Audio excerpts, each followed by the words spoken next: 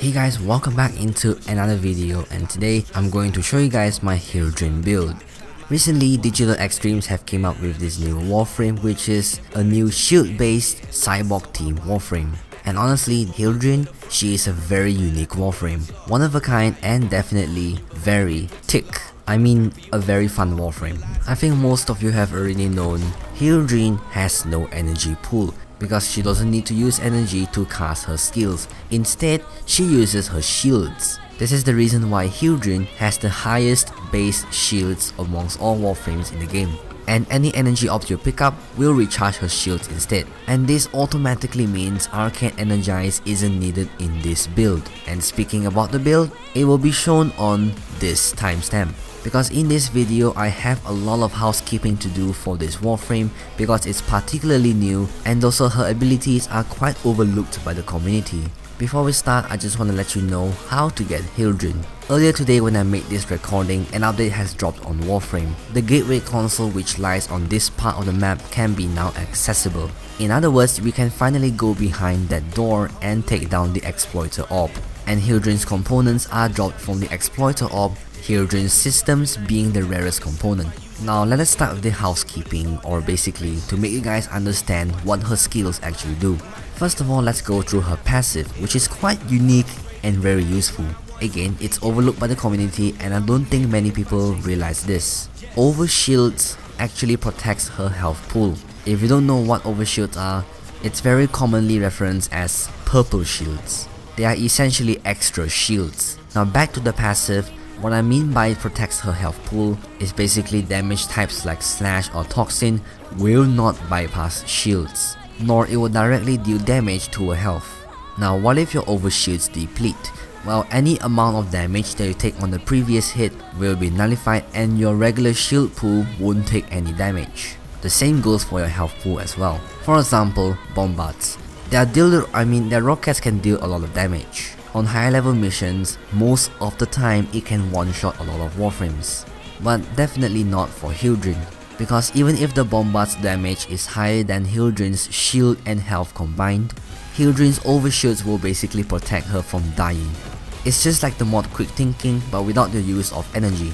And if your regular shields deplete, you will get complete immunity for 3 seconds. Your teammates, allies can also get the same effect when they are linked to you using your third skill, Haven, in which I will explain later. Now let us go through her abilities.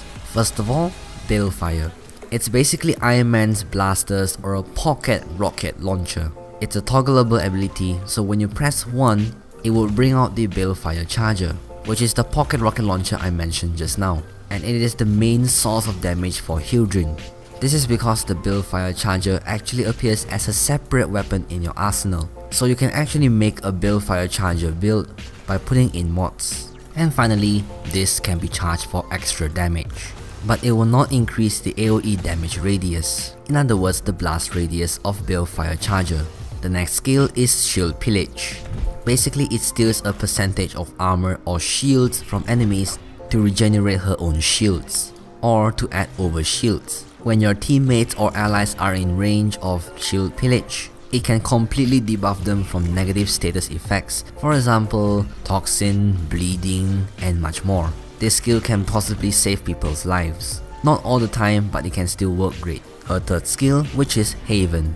This skill is both a supportive and an offensive skill. When you turn on this skill, it basically shoots out lasers that will link to enemies or allies. When it's linked to your teammates or your ally, it basically gives them extra shield recharge speed and also increasing their shield capacity. And like I said before, the passive also works on your teammates when your Haven is activated. It's also important to keep note that Haven is actually affected by line of sight. What I mean by line of sight, or in short, LOS, is basically when an enemy is behind cover, behind a wall, behind a door, they won't be affected by the particular skill, which in this case is Haven. But if you consider about the potential of this skill, it can be a good minor crowd control ability as enemies would get staggered when they are linked. Now her fourth skill, AEGIS Storm.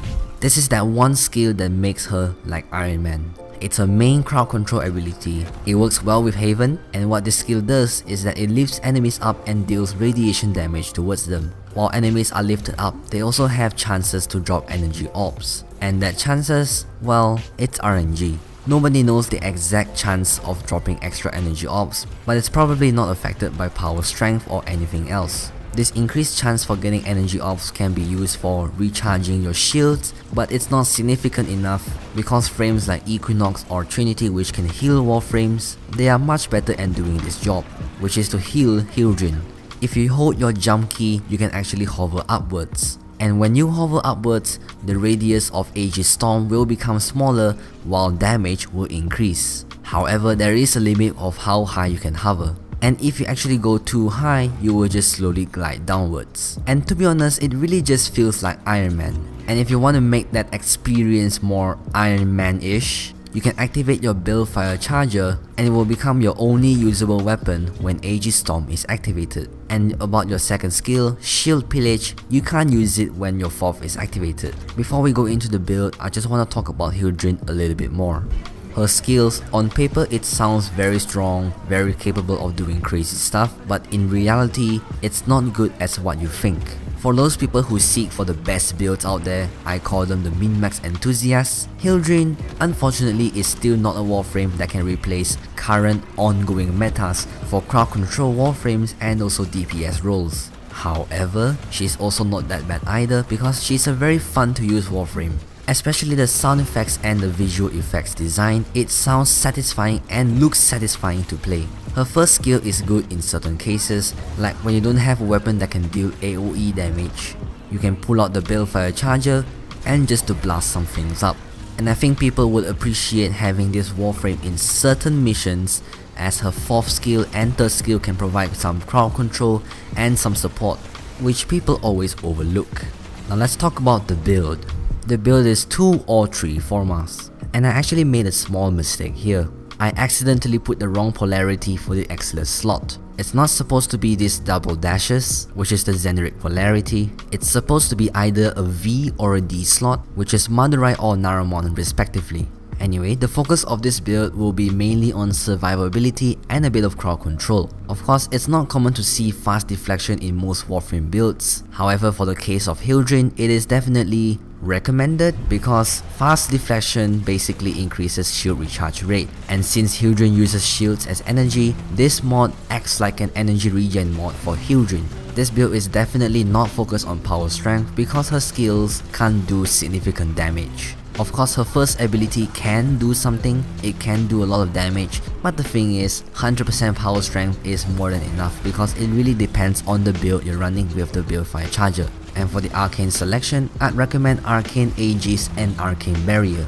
Both are shield arcanes. AEGIS provides a chance to regenerate shields when you take hits from enemies, and arcane barrier does the same thing. Instead, it recharges all of your shields instead of giving you a shield per second kind of thing going on, and also at a lower chance. If possible, it's best to put these 2 arcanes into Hildryn because 1, it's super useful, and 2, it works damn well with her. Not only these 2 arcanes promote survivability, but also it's like having endlessly regenerating shields at her disposal, which means it will turn her into a tank.